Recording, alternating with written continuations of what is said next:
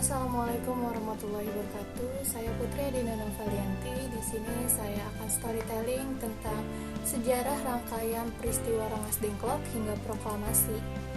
Di dalam suasana sahur di Rumah Laksamana Maida. Peristiwa proklamasi kemerdekaan Indonesia tak bisa lepas dari desakan golongan muda yang mendesak agar proklamasi kemerdekaan Indonesia harus segera diproklamasikan, sehingga terjadilah peristiwa Rengas Dengklok.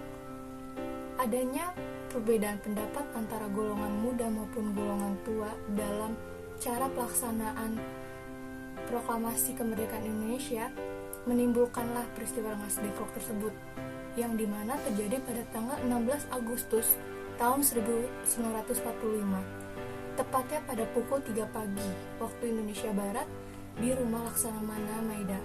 Dan perlu kalian ketahui, pada saat itu Indonesia merdeka pada tanggal 17 Agustus 1945, di mana suasana saat itu tengah melaksanakan puasa Ramadan pada saat itu. Singkat ceritanya, teriakan sahur dari luar Rumah Laksamana Maida yang menunjukkan waktu sahur untuk umat beragama Islam yang akan melaksanakan puasa pada hari itu. Singkat ceritanya, Bung Hatta berkata, "Waktu itu bulan puasa, sebelum pulang aku masih dapat makan sahur di rumah Admiral Maida. Karena tidak ada nasi di sana, yang kumakan adalah roti, telur, dan ikan sarden. Tetapi menurutku itu cukup mengenyangkan." Singkatnya, terdapat seorang bernama Satsuki Mitsina yang merupakan seorang asisten rumah tangga yang bekerja di Rumah Laksamana Maida. Ia adalah seorang perempuan satu-satunya yang bekerja di rumah itu, yang menyaksikan perumusan teks proklamasi tersebut. Ia pun segera menghidangkan makanan untuk para perumus teks proklamasi yang tengah berada di Rumah Laksamana Maida tersebut. Orang-orang tersebut adalah Soekarno, Bung Hatta, Ahmad Subarjo, dan Sayuti Malik.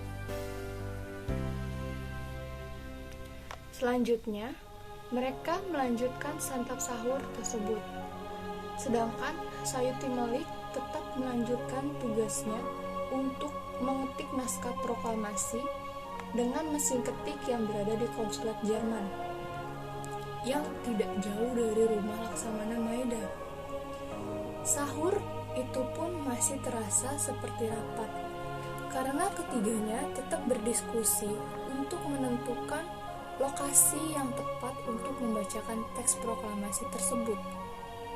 Saat itu terdapat masukan dari golongan muda, yaitu Soekarni, yang mengusulkan untuk pembacaan teks proklamasi di lapangan Ikada, Jakarta, dengan bertujuan agar rakyat Jakarta dapat melihat secara langsung momen bersejarah tersebut.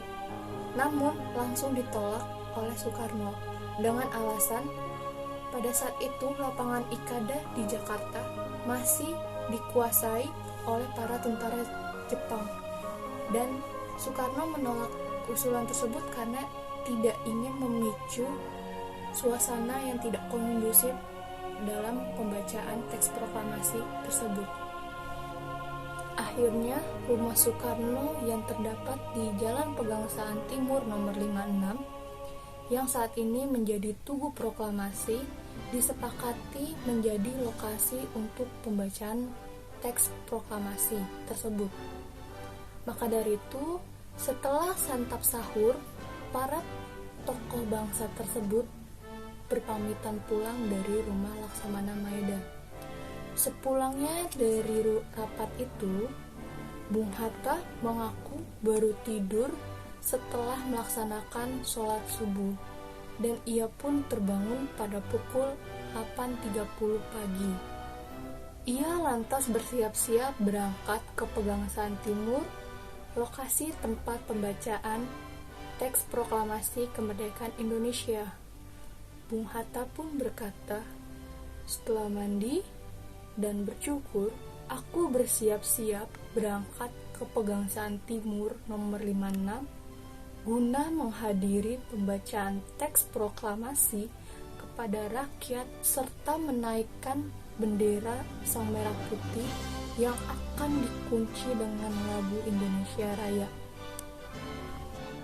Lokasi rumah Bung Hatta yang tidak jauh dari tempat pembacaan naskah proklamasi kemerdekaan Indonesia membuat Bung Hatta tidak terlalu buru-buru untuk sampai lokasi tersebut.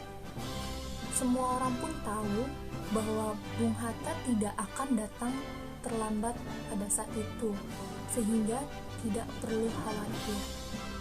Soekarno pun tidak khawatir karena ia tahu kebiasaanku, ujar Bung Hatta. Singkat ceritanya, siapa sangka pada 9 Ramadan 1364 Hijriah atau tepatnya tanggal 17 Agustus 1945, pembacaan teks proklamasi telah resmi dibacakan oleh Bapak Soekarno dan bendera merah putih yang dijahit langsung oleh Ibu Fatmawati berkibar di rumah Pegangsaan Timur nomor 56 tersebut, dan lagu Indonesia Raya berkumandang dengan sorak-sorai rakyat yang bergembira menyambut Indonesia merdeka. Sahur saat itu rupanya menjadi cerita yang bersejarah bagi ketiga tokoh tersebut, karena keesokan harinya Indonesia telah merdeka dari penjajahan manapun. Sekian cerita dari saya. Wassalamualaikum warahmatullahi wabarakatuh.